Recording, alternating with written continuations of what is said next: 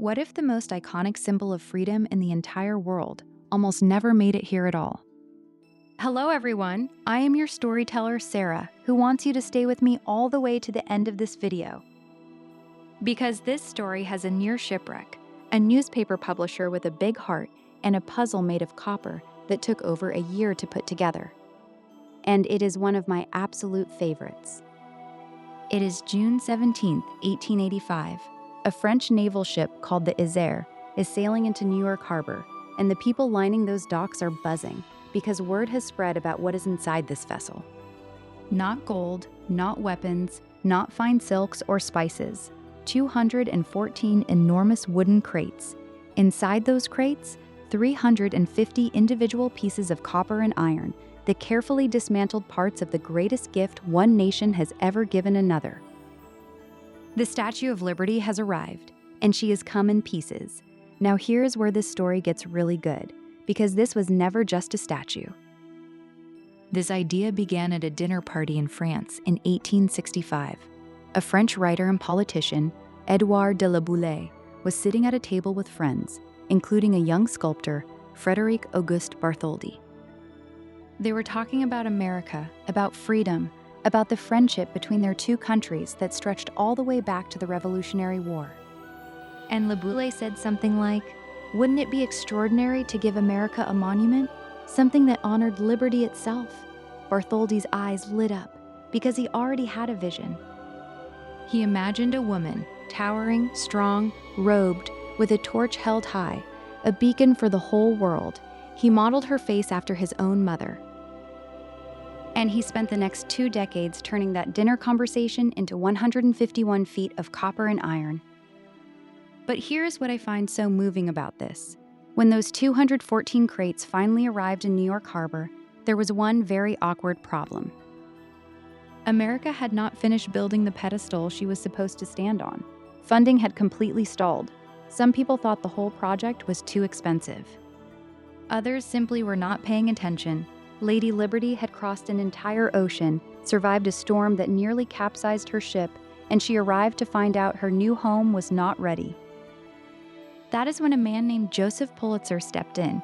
Pulitzer was a newspaper publisher, and he was absolutely not going to let this moment slip away.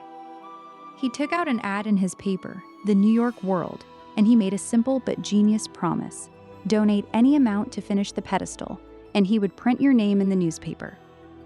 Every single donor, no matter if you gave $1 or a dime, 120,000 everyday people responded. School children, factory workers, immigrants who had just arrived on American shores themselves. Together, they raised over $100,000 and completed the pedestal. Think about that. The people who had the least gave the most to build a monument to the very freedom they were still reaching for. It took another full year to reassemble all 350 pieces on that pedestal, and on October 28, 1886, President Grover Cleveland dedicated the Statue of Liberty to the world. Her torch has been burning ever since. Today, she stands 305 feet tall. Her index finger alone is 8 feet long. The 7 rays on her crown represent the 7 seas and the 7 continents, and the poem engraved on her pedestal, written by Emma Lazarus, speaks words that have carried millions of people through the hardest moments of their lives.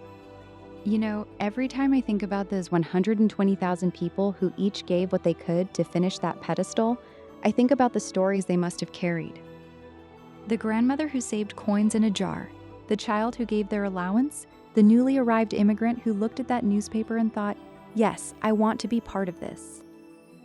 Those are the stories that history books rarely tell, and it makes me wonder, what stories are you carrying right now that the people who come after you will want to know?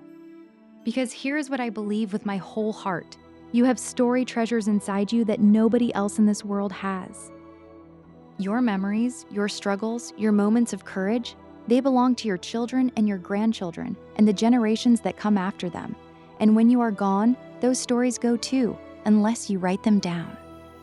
That is why I want to make sure you grab the free family story writing guide right below this video.